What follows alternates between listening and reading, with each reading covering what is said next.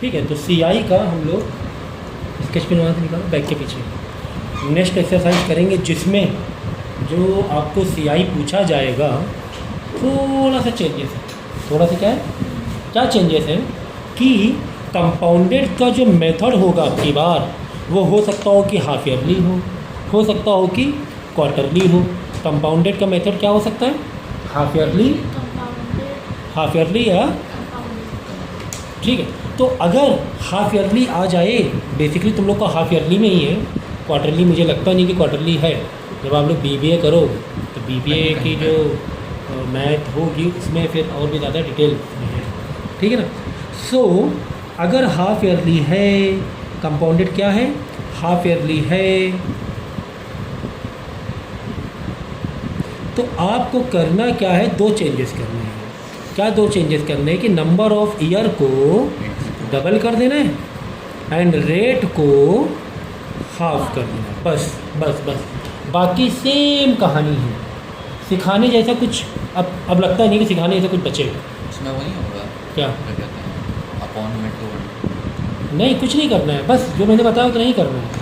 मैंने जो बता दिया सिर्फ उतना ही करना है। क्या देखो, calculate the compound interest on what 4000 in 1.5 year at 10% per annum compounded half yearly.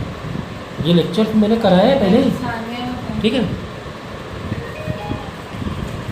ठीक है, तो कंपाउंडेड क्या है? हाफ ईयरली है। जब कंपाउंडेड हाफ ईयरली है तो ईयर को डबल कर देंगे, रेट को आधा कर देंगे, बाकी जैसे कर रहे थे वैसे ही करेंगे, ठीक है ना। तो सी आई निकालना है, C I is equal to A minus P भी कर सकते हैं, या फिर इसी में माइनस पी करके भी पूरा फॉर्मूला भी डाल सकते हैं। This is your amount minus P, नहीं तो अलग अलग करो, कोई दिक्कत नहीं है। तो कुल मिला के हम अमाउंट निकालेंगे जब, तो आर को क्या कर देंगे? आधा कर देंगे। तो ये स्टेप दिखाने की ऐसे ज़रूरत नहीं है, R/2 ये सब करने की ज़रूरत नहीं है। सीधा सीधा आप क्या करना, फार्मूला मारना, ठीक है। फार्मूला मारना है क्या? Amount is equal to P 1 + R/100 की पावर n। पी कितना है? 4000 था, 1 + R10 था तो 5 लिख देंगे, R10 था तो 5 लिख दें, आधा लिख देंगे। ईयर 1.5 यानी 1.5 साल है तो ईयर 3 लिख देंगे। अब क्या इसको मुझे सिखाना पड़ेगा कैसे करना? नहीं, ये सब तो आपको आता ही है, ठीक है। तो नेक्स्ट क्वेश्चन भी कुछ ऐसा ही है। सेकेंड एक्सरसाइज थोड़ी सी टफ पड़ी थी, जो आपको खासकर यहाँ पर डिफरेंस निकालना था। बाकी ये और पहला वाला तो बहुत ईजी है। देखो नेक्स्ट एग्जांपल में भी यही कहानी, find the amount when this is invested for this in year and 10% compounded yearly, ठीक है ना। ईयरली है, क्या है? ईयरली है, तो कोई टेंशन वाली बात नहीं, इसमें कोई भी फेरबदल नहीं करेंगे, ठीक है। पी की जगह 10,000 है, रेट की जगह 10% लिखेंगे, और पावर यानी कि ईयर 2.5। यहाँ पे फंसोगे नहीं सर, यहाँ पे पावर कैसे लगाए? पावर सर डेसिमल में कैसे लगाए? ये तो समझ में नहीं आ रहा है। पावर अगर होल में होती तो सर मज़ा आती। आप क्या बोलोगे? सर पावर अगर होल में होती तो मज़ा आती, ठीक है ना। ये आपने फॉर्मूला डाला, पी कितना है? पी है 10,000, ठीक है। 1 + R है 10 ही है, कोई दिक्कत नहीं है। फ़िलहाल हाफ ईयरली वाला कोई कहानी है नहीं। एन में यार क्या है बोलो? एन में 2.5। ये पावर कैसे सॉल्व करें? इसको तो डबल भी नहीं कर सकते, 2.5 का डबल 5 हो जाता। अगर हाफ ईयरली होता तो, अगर कंपाउंडेड हाफ ईयरली होता तो पहले 2 से कर लेते सिंपल। हाँ, तो अब इसको हम कैसे सॉल्व करेंगे? इसके लिए एक तरीका ये है कि पहले आप इसको 2 साल का निकाल लो, या हाफ का रहे। पहले हम 2 साल का निकाल लेंगे, जो भी अमाउंट आएगा, अमाउंट 2 साल का निकालोगे तो अमाउंट आएगा 12,100 अमाउंट आएगा। फिर तो 6 महीने का रहा जा रहा है, आधा साल का रहा जा रहा है, उसको हम निकालेंगे एसआई वाले कॉन्सेप्ट से। SI is equal to P into R into T upon 100। यहाँ से देखो एसआई आ रहा है, अमाउंट नहीं आ रहा है, अमाउंट तो ये है तुम्हारा। तो ये जो अमाउंट रहेगा वो अगले साल के लिए एसआई के लिए पी बन जाएगा, वही पी में लिख देंगे। तो 12,100, ठीक है ना। जो 2 साल का अमाउंट आया है वो अगले साल जब एसआई वाले मेथड से निकालेंगे, एसआई वाले मेथड से निकालेंगे, पी की जगह वो अमाउंट डालेंगे जो लास्ट टाइम 2 साल का आ चुका है। आर 10 ही रहेगा, टाइम 6 महीने रहेगा, डिवाइड बाई 100। लेकिन एक यहाँ पे गलती कर रहे हो, जब डिवाइड बाई 100 करेंगे तो इंटू 12 भी करना है। क्यों इंटू 12 करना है? क्योंकि ऊपर जो 6 डाला है तुमने वो किस में डाला है? मंथ्स में डालना है। और होना चाहिए ओवरऑल ईयर में, तो इसीलिए डिवाइड बाई 12 करेंगे कि 12 महीने में 6 महीने का, आउट ऑफ 12 मंथ 6 महीने का। अगर ईयर डालते ऊपर तो नीचे 12 लिखने की ज़रूरत नहीं होती, अगर ऊपर ईयर डालते तो नीचे 12 लिखने की ज़रूरत नहीं होती, क्योंकि ऊपर हमने मंथ में डाला तो नीचे 12 लिखना ज़रूरी है। तो यहाँ से SI निकाल लोगे, यहाँ से SI आपका आ जाएगा, यहाँ से देखो निकाल लो, 2 0 हटा दो, 1 2 हटा दो, 5 कर दो, 121 5 तक कर दो, 5 5 5 2 13 0 5 5 6 605 आ जाएगा। ठीक है, SI 605 आया, ये SI आया 605। अब ये अमाउंट था, ये अमाउंट में प्लस 605 कर दें तो फाइनल अमाउंट आ जाएगा 12,705। ये अमाउंट तो 12,100 आ गया और इंटरेस्ट और मिल गया हमें, क्योंकि 12,100 2 साल का प्रिंसिपल प्लस इंटरेस्ट था, प्रिंसिपल प्लस इंटरेस्ट था, तो 605 रुपये और मिल गए हमें 6 महीने के। तो 12,100 में 605 और जोड़ देना, कुल मिला के टोटल अमाउंट हो गया। ठीक है ना, 605 रुपये जो एक्स्ट्रा इंटरेस्ट आया 6 महीने का, वो भी हमने क्या कर दिया, प्लस कर दिया। ठीक है, आगे बात समझ। तो कभी भी अगर इस तरीके से आ जाए कि यार पावर हम कैसे दें, तब आपको क्या करो, बंद ना करो, मिनिमाइज करो।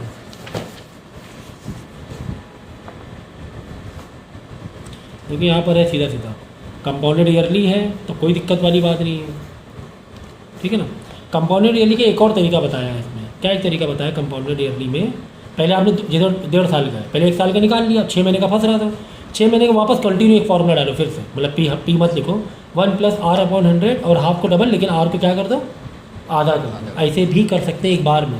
देखो देखो देखो, जैसे हमें 2.5 साल का निकालना था, जैसे हमें 2.5 साल का निकालना था, तो 2.5 साल का देखो डायरेक्ट कैसे निकालेंगे, amount is equal to P 1 + R/100, power तो 2 दे दोगे, लेकिन अभी 6 महीने का बच रहा है, वापस ऐसे ब्रैकेट मारोगे 1 + R/100 की पावर हाफ बच रही थी, 2 और आधा बच रहा था, तो पावर को क्या कर दोगे, डबल कर दोगे, और रेट को क्या कर दोगे, आधा कर दोगे, डिवाइड बाई 2 कर दोगे।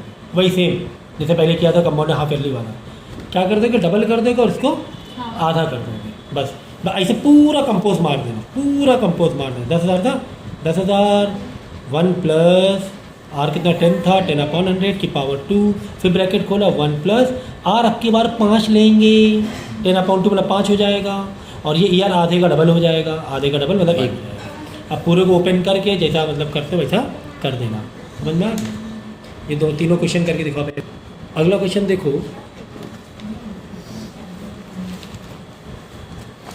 जॉन बोरो 20,000 फॉर 4 ईयर्स, मतलब P हो गया 20,000, ईयर हो गया 4, अंडर द फॉलोइंग कंडीशन 10% पे 2.5 ईयर्स है।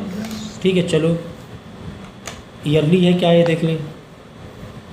10% सिंपल इंटरेस्ट फॉर फर्स्ट, देखो 10% तो सिंपल इंटरेस्ट से दिया होगा, जो 20,000 उसने लिया है, तो 2.5 साल शुरुआत के 2.5 साल क्या लिया है, सिंपल इंटरेस्ट, सिंपल इंटरेस्ट। तो SI वाले तरीके से निकालने कोई दिक्कत है क्या आपको, कोई दिक्कत नहीं है। ईयर में क्या लिखना, 2.5 लिख देना। लो देखो ऐसे 10% PRT SI से, तो SI is equal to P × R × T, बचपन से सीख रहे हैं ये फॉर्मूला। तो P कितना है, P है 20,000, R कितना है, R है 10, टाइम कितना है 2.5 साल, 2.5 साल मतलब 2.5 अपॉन 100, तो 1 घटाओ 1 0 बढ़ा देना। ठीक है ना, 25, ठीक है, 3 0 से 3 0 कट जाएंगे, करेक्ट।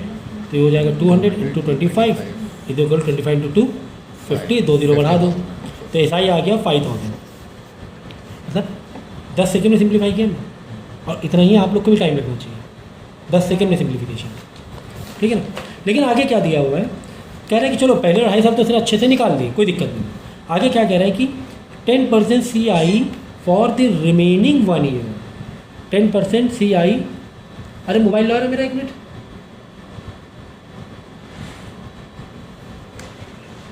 हमारे नोट्स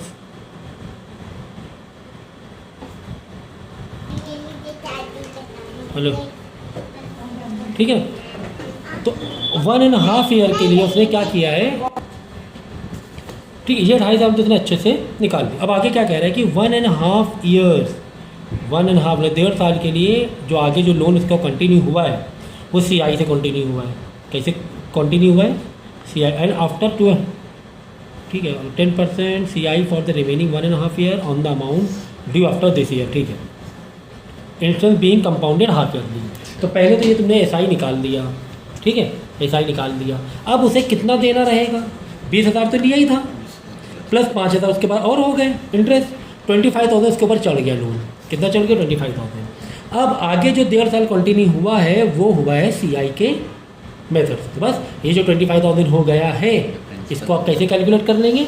CI वाले तरीके से, समझ गए? 25,000 क्यों हुआ? 20,000 तो था ही, 5,000 इंटरेस्ट चढ़ गया उसका SI वाले मेथड से। तो 25,000 1/r, आर अब की बार 10 नहीं लेंगे, जो 10 दिया 10 नहीं लेंगे क्योंकि हाफ ईयरली है। R ले लेंगे 5/100, आधा, और ईयर क्योंकि 1.5 दिया था, 1.5 दिया था, 3 कर देंगे ईयर को। बस इसको कैलकुलेट कर लेना तो फाइनली अमाउंट आ जाएगा, फाइनली अमाउंट आ जाएगा। सही है, ठीक है। और इसको अगर तुम्हें इंटरेस्ट निकालना है कि ओवरऑल इंटरेस्ट कितना देना पड़ा 20,000 में से, मतलब जो भी अमाउंट फाइनल आएगा उसमें से 20,000 माइनस कर देना, तो बढ़ा हुआ टोटल चार्ज इंटरेस्ट आ जाएगा, ठीक है।